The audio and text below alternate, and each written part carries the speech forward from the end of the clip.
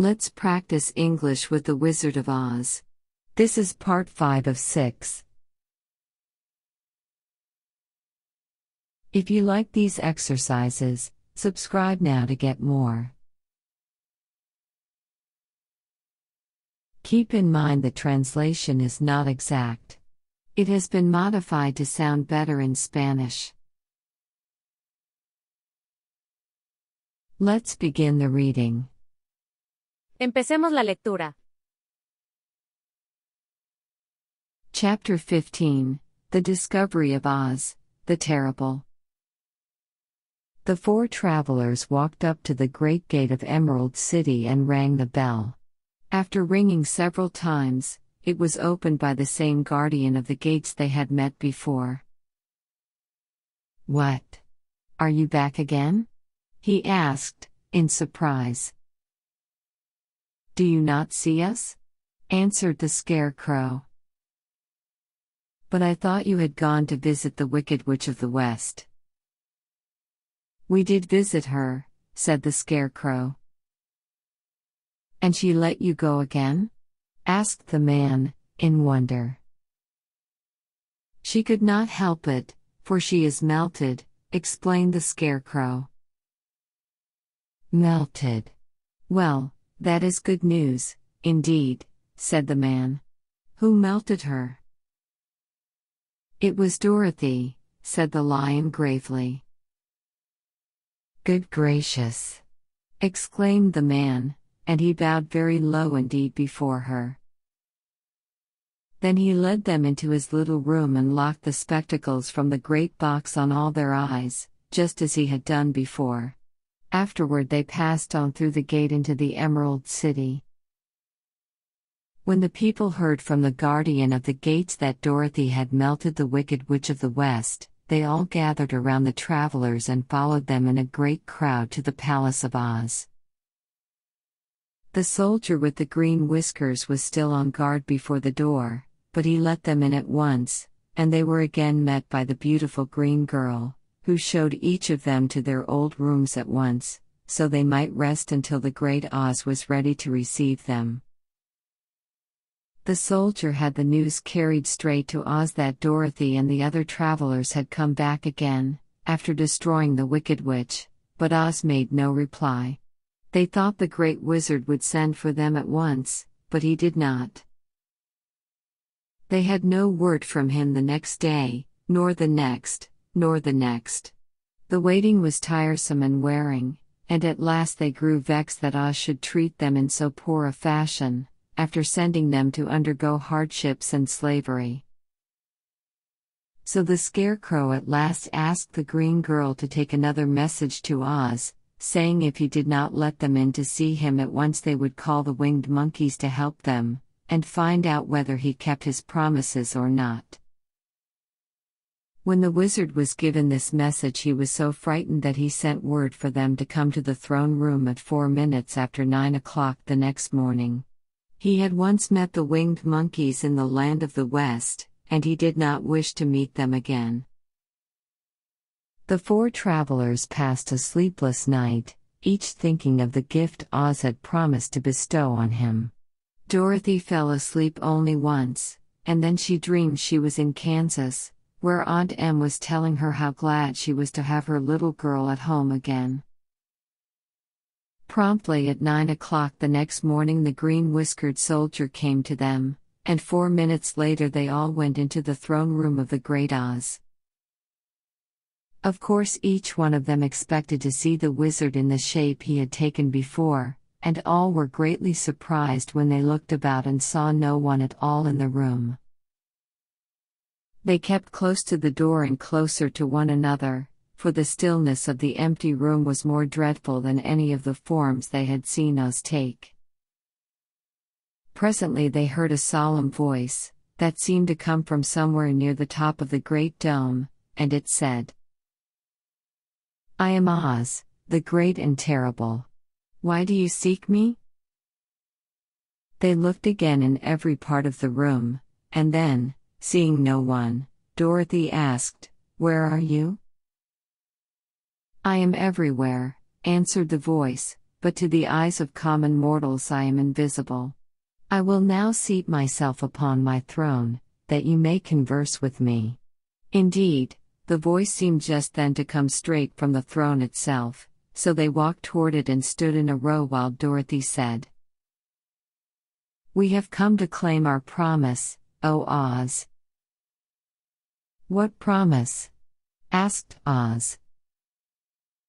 "You promised to send me back to Kansas when the Wicked Witch was destroyed," said the girl. "And you promised to give me brains," said the Scarecrow. "And you promised to give me a heart," said the Tin Woodman. "And you promised to give me courage," said the Cowardly Lion. "Is the Wicked Witch really destroyed?" asked the voice, and Dorothy thought it trembled a little. "Yes," she answered, "I melted her with a bucket of water." "Dear me," said the voice, "how sudden. Well, come to me tomorrow, for I must have time to think it over." "You've had plenty of time already," said the Tin Woodman angrily. "We shan't wait a day longer," said the Scarecrow. "You must keep your promises to us," exclaimed Dorothy. The lion thought it might be as well to frighten the wizard, so he gave a large, loud roar, which was so fierce and dreadful that Toto jumped away from him in alarm and tipped over the screen that stood in a corner. As it fell with a crash, they looked that way, and the next moment all of them were filled with wonder. For they saw, standing in just the spot the screen had hidden, a little old man, with a bald head and a wrinkled face, who seemed to be as much surprised as they were. The Tin Woodman, raising his axe, rushed toward the little man and cried out, "Who are you?" "I am Oz, the Great and Terrible," said the little man, in a trembling voice. "But don't strike me, please don't, and I'll do anything you want me to." Our friends looked at him in surprise and dismay. "I thought Oz was a great head," said Dorothy. "And I thought Oz was a lovely lady," said the Scarecrow. "And I thought Oz was a terrible beast," said the Tin Woodman. "And I thought Oz was a ball of fire," exclaimed the lion. "No, you are all wrong," said the little man meekly. "I have been making believe." "Making believe?" cried Dorothy. "Are you not a great wizard?" "Hush, my dear," he said. "Don't speak so loud, or you will be overheard, and I should be ruined. I'm supposed to be a great wizard." "And aren't you?" she asked. "Not a bit of it, my dear, I'm just a common man." "You're more than that," said the Scarecrow, in a grieved tone. "You're a humbug." "Exactly so," declared the little man, rubbing his hands together as if it pleased him. "I am a humbug." "But this is terrible," said the Tin Woodman. "How shall I ever get my heart?" "Or am I courage?" asked the lion. "Or am I brains?" wailed the Scarecrow, wiping the tears from his eyes with his coat sleeve. "My dear friends," said Oz, "I pray you not to speak of these little things. Think of me, and the terrible trouble I'm in at being found out." "Doesn't anyone else know you're a humbug?" asked Dorothy. "No one knows it but you four, and myself," replied Oz. "I have fooled everyone so long that I thought I should never be found out. It was a great mistake my ever letting you into the throne room. Usually I will not see even my subjects, and so they believe I am something terrible." "But, I don't understand," said Dorothy, in bewilderment. "How was it that you appeared to me as a great head?" That was one of my tricks, answered Oz. Step this way, please, and I will tell you all about it. He led the way to a small chamber in the rear of the throne room, and they all followed him. He pointed to one corner, in which lay the great head, made out of many thicknesses of paper, and with a carefully painted face. This I hung from the ceiling by a wire, said Oz. I stood behind the screen and pulled a thread, to make the eyes move and the mouth open. But how about the voice? She inquired. Oh, I am a ventriloquist, said the little man. I can throw the sound of my voice wherever I wish, so that you thought it was coming out of the head. Here are the other things I used to deceive you. He showed the scarecrow the dress and the mask he had worn when he seemed to be the lovely lady. And the Tin Woodman saw that his terrible beast was nothing but a lot of skins, sewn together, with slats to keep their sides out. As for the ball of fire, the false wizard had hung that also from the ceiling. It was really a ball of cotton, but when oil was poured upon it the ball burned fiercely. Really, said the scarecrow, you ought to be ashamed of yourself for being such a humbug. I certainly am, answered the little man sorrowfully, but it was the only thing I could do. Sit down, please, there are plenty of chairs, and I will tell you my story. So they sat down and listened while he told the following tale. I was born in Omaha. Why, that isn't very far from Kansas, cried Dorothy. No, but it's farther from here, he said, shaking his head at her sadly. When I grew up I became a ventriloquist, and at that I was very well trained by a great master. I can imitate any kind of a bird or beast. Here he mewed so like a kitten that Toto pricked up his ears and looked everywhere to see where she was. After a time, continued Oz, I tired of that, and became a balloonist. What is that? Asked Dorothy. A man who goes up in a balloon on circus day, so as to draw a crowd of people together and get them to pay to see the circus, he explained.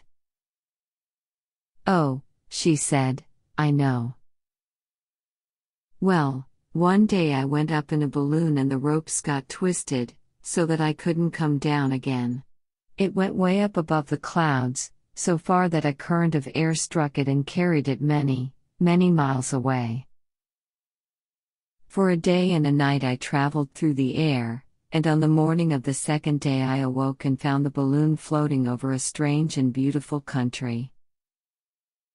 It came down gradually, and I was not hurt a bit. But I found myself in the midst of a strange people, who, seeing me come from the clouds, thought I was a great wizard. Of course I let them think so, because they were afraid of me, and promised to do anything I wished them to. Just to amuse myself, and keep the good people busy, I ordered them to build this city, and my palace, and they did it all willingly and well. Then I thought, as the country was so green and beautiful, I would call it the Emerald City, and to make the name fit better I put green spectacles on all the people, so that everything they saw was green. But isn't everything here green? Asked Dorothy.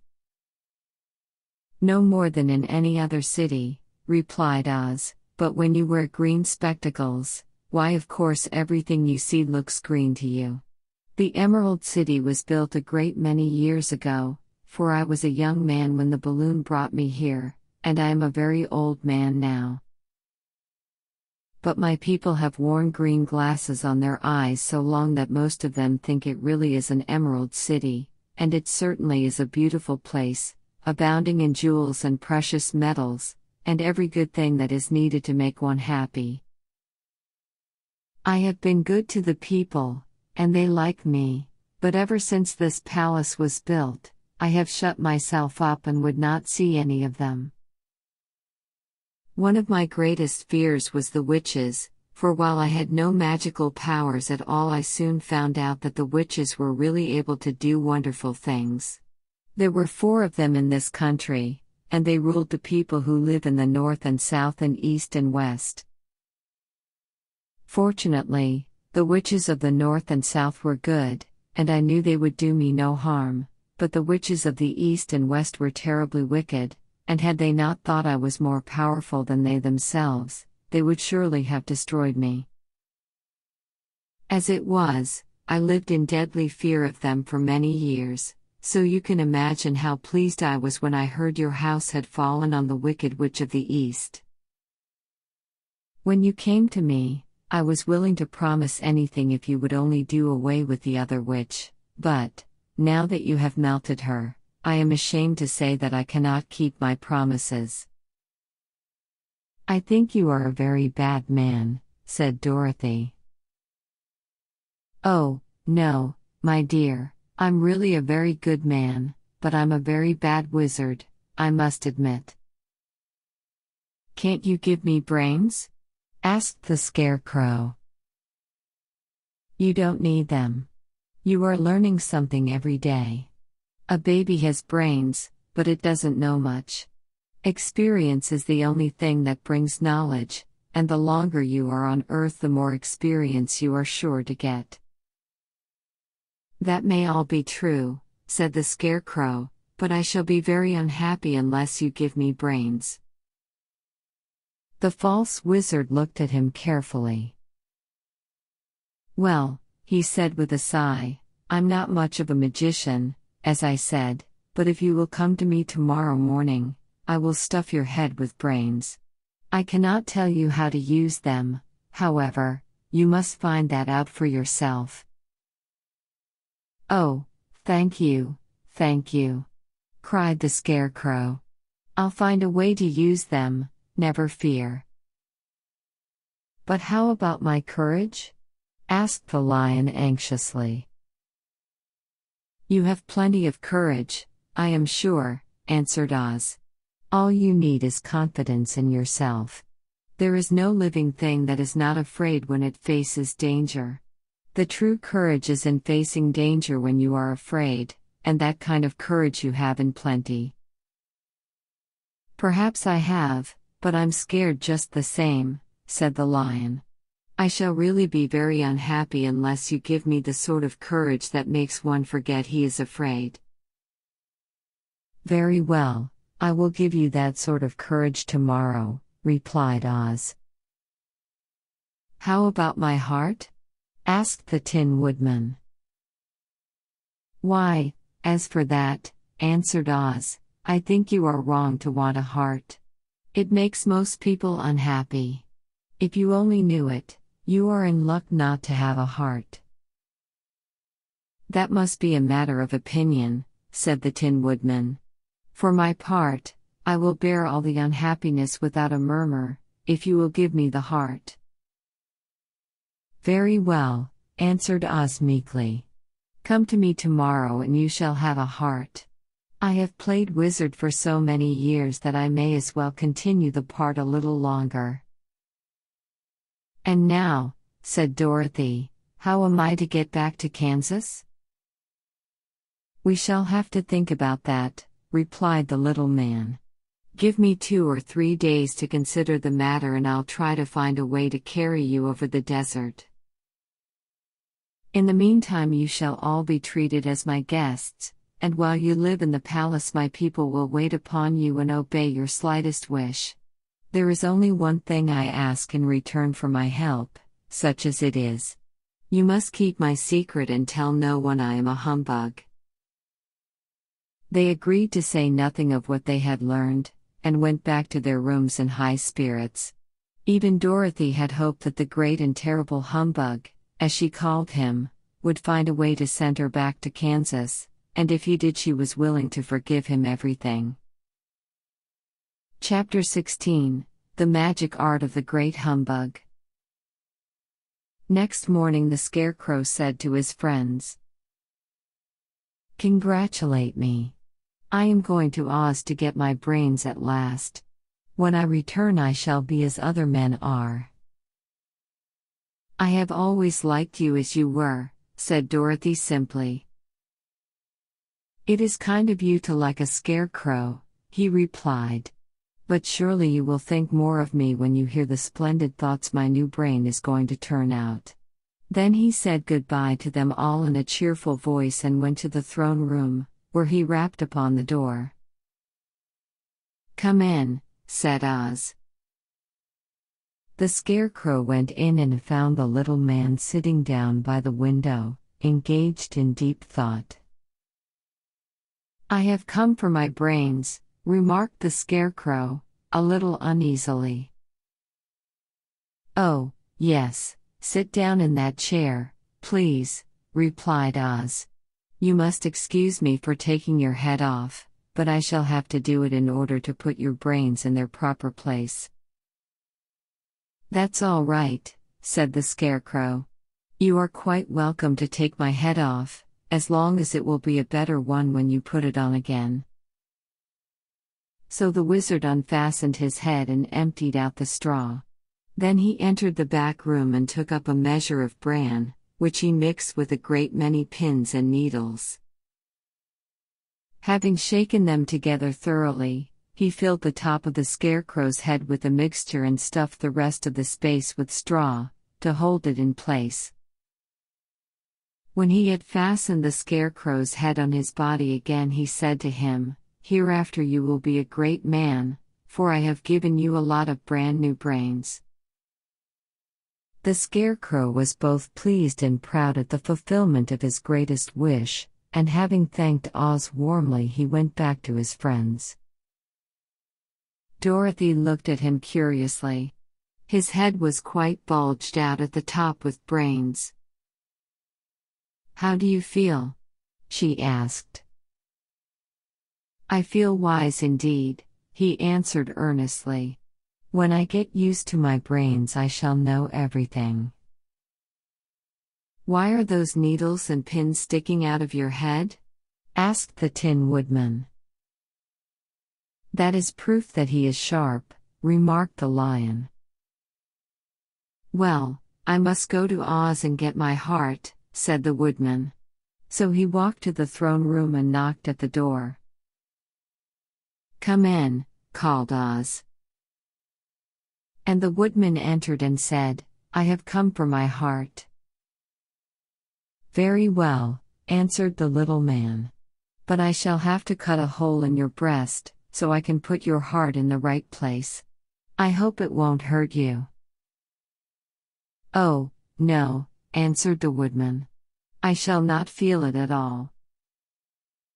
So Oz brought a pair of tinsmith's shears and cut a small, square hole in the left side of the Tin Woodman's breast.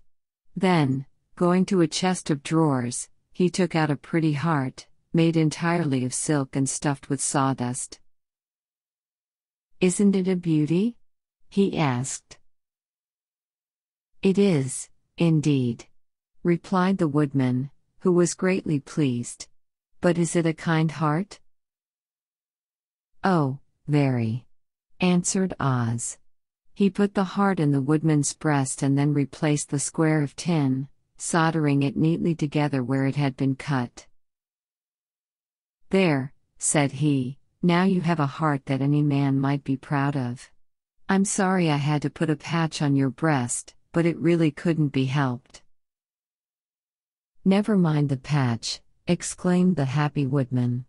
I am very grateful to you, and shall never forget your kindness. Don't speak of it, replied Oz. Then the Tin Woodman went back to his friends, who wished him every joy on account of his good fortune. The Lion now walked to the throne room and knocked at the door. Come in, said Oz. I have come for my courage, announced the Lion, entering the room. Very well, answered the little man, I will get it for you. He went to a cupboard and reaching up to a high shelf took down a square green bottle, the contents of which he poured into a green gold dish, beautifully carved. Placing this before the cowardly lion, who sniffed at it as if he did not like it, the wizard said, "Drink." "What is it?" asked the lion. "Well," answered Oz, "if it were inside of you, it would be courage. You know, of course, that courage is always inside one, so that this really cannot be called courage until you have swallowed it.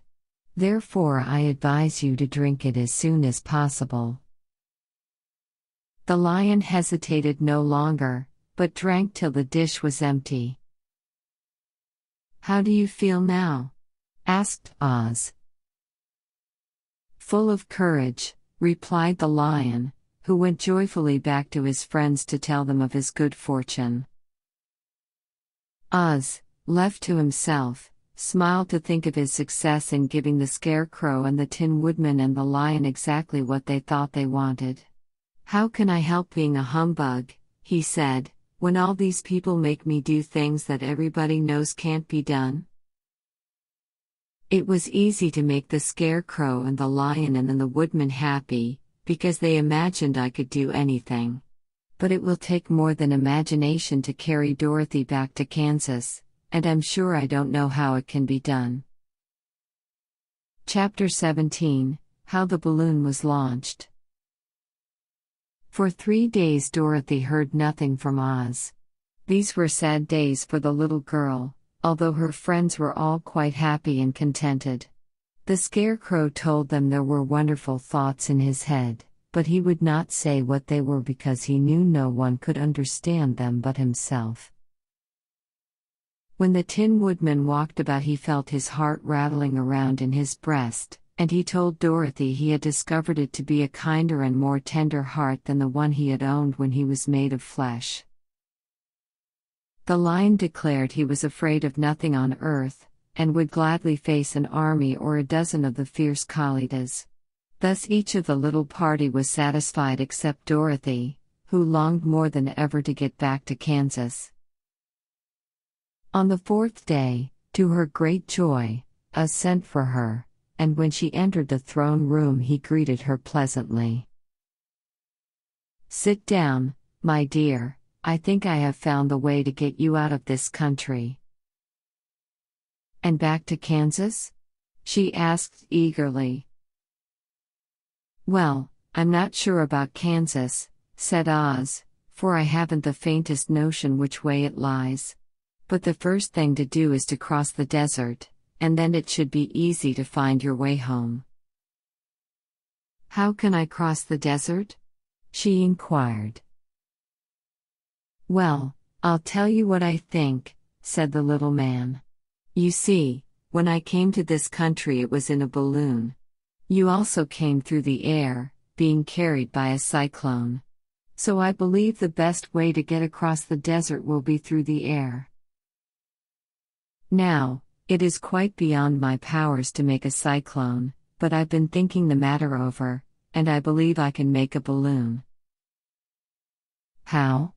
asked Dorothy. "A balloon," said Oz, "is made of silk, which is coated with glue to keep the gas in it. I have plenty of silk in the palace, so it will be no trouble to make the balloon. But in all this country there is no gas to fill the balloon with, to make it float." "If it won't float," remarked Dorothy, "it will be of no use to us." "True," answered Oz. "But there is another way to make it float, which is to fill it with hot air. Hot air isn't as good as gas, for if the air should get cold the balloon would come down in the desert, and we should be lost." "We?" exclaimed the girl. "Are you going with me?" "Yes, of course," replied Oz. "I am tired of being such a humbug. If I should go out of this palace my people would soon discover I am not a wizard, and then they would be vexed with me for having deceived them. So I have to stay shut up in these rooms all day, and it gets tiresome. I'd much rather go back to Kansas with you and be in a circus again." I shall be glad to have your company, said Dorothy. Thank you, he answered. Now, if you will help me sew the silk together, we will begin to work on our balloon. So Dorothy took a needle and thread, and as fast as Oz cut the strips of silk into proper shape, the girls sewed them neatly together. First there was a strip of light green silk, then a strip of dark green, and then a strip of emerald green, for Oz had a fancy to make the balloon in different shades of the color about them. It took 3 days to sew all the strips together, but when it was finished they had a big bag of green silk more than 20 feet long. Then Oz painted it on the inside with a coat of thin glue, to make it airtight, after which he announced that the balloon was ready. But we must have a basket to ride in, he said. So he sent the soldier with the green whiskers for a big clothes basket, which he fastened with many ropes to the bottom of the balloon. When it was all ready, Oz sent word to his people that he was going to make a visit to a great brother wizard who lived in the clouds. The news spread rapidly throughout the city and everyone came to see the wonderful sight. Oz ordered the balloon carried out in front of the palace, and the people gazed upon it with much curiosity. The Tin Woodman had chopped a big pile of wood, and now he made a fire of it, and Oz held the bottom of the balloon over the fire so that the hot air that arose from it would be caught in the silken bag. Gradually the balloon swelled out and rose into the air, until finally the basket just touched the ground. Then Oz got into the basket and said to all the people in a loud voice, "I am now going away to make a visit. While I am gone, the Scarecrow will rule over you. I command you to obey him as you would me." The balloon was by this time tugging hard at the rope that held it to the ground, for the air within it was hot, and this made it so much lighter in weight than the air without that it pulled hard to rise into the sky. "Come, Dorothy," cried the wizard. "Hurry up, or the balloon will fly away." "I can't find Toto anywhere," replied Dorothy, who did not wish to leave her little dog behind. Toto had run into the crowd to bark at a kitten, and Dorothy at last found him. She picked him up and ran towards the balloon. She was within a few steps of it, and Oz was holding out his hands to help her into the basket, when, crack, went the ropes, and the balloon rose into the air without her. "Come back," she screamed. "I want to go too." "I can't come back, my dear," called Oz from the basket. "Goodbye." "Goodbye," shouted everyone, and all eyes were turned upward to where the wizard was riding in the basket, rising every moment farther and farther into the sky. And that was the last any of them ever saw of Oz, the wonderful wizard, though he may have reached Omaha safely, and be there now, for all we know. But the people remembered him lovingly, and said to one another, "Oz was always our friend. When he was here he built for us this beautiful Emerald City, and now he is gone he has left the wise Scarecrow to rule over us." Still, for many days they grieved over the loss of the wonderful wizard, and would not be comforted.